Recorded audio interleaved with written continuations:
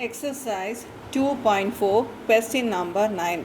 Without sketching the graph, find whether the graph of the following functions will intersect the x-axis and if so, in how many points. Whether the graph will intersect the x-axis depends upon the value of b square minus 4ac. We know that the general form of a quadratic equation is ax square plus bx plus c equal to 0. Therefore, delta is equal to b square minus 4ac. If b square minus 4ac, b square minus 4ac is a positive number greater than 0, then we have learned roots are real and distinct. Roots are real and distinct. That means it will have two answers and both the answers are different. Therefore, it will intersect x-axis.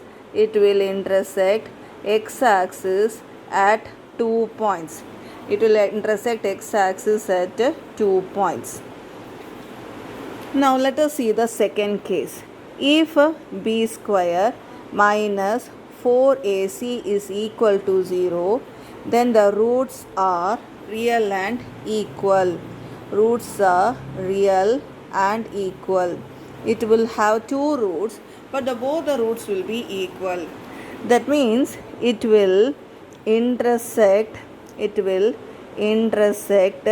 x-axis at only one point. Now let us see the third case. If our b square minus 4ac is negative, less than 0, then the roots are imaginary. If the roots are imaginary, it means it will never intersect x-axis.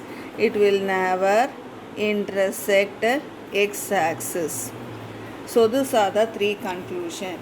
If b square minus 4ac is positive, it will intersect at 2 points. Equal to 0 means it will intersect at 1 point. If it is less than 0, it will never intersect at x-axis. Now based on this only, we have to answer the three subdivisions given in the question number 9.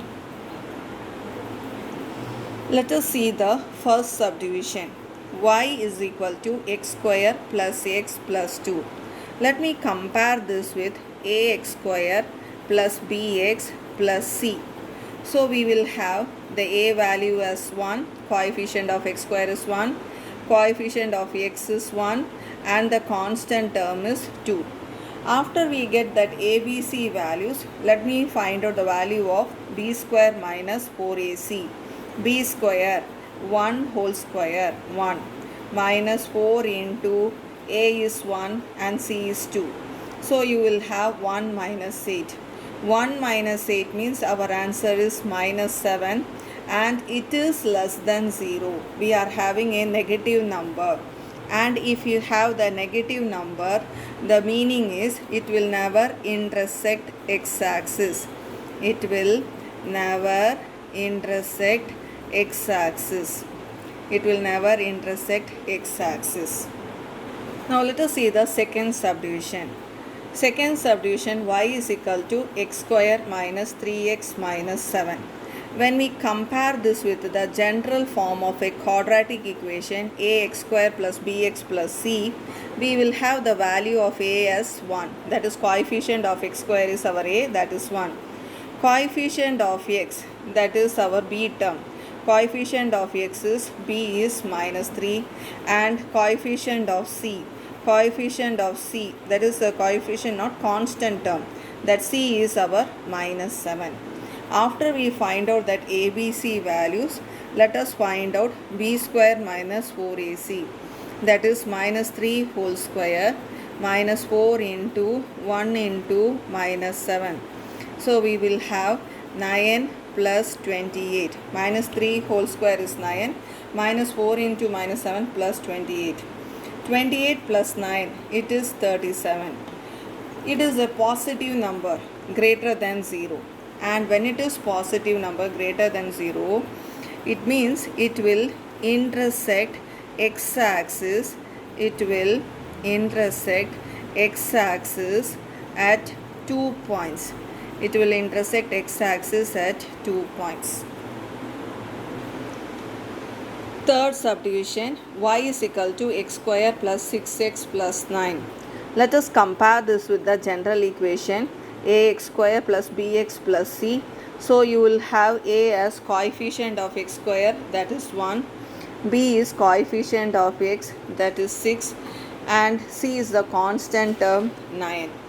Let us find out the value of b square minus 4ac, that is 6 square, 36, minus 4 into 1 into 9.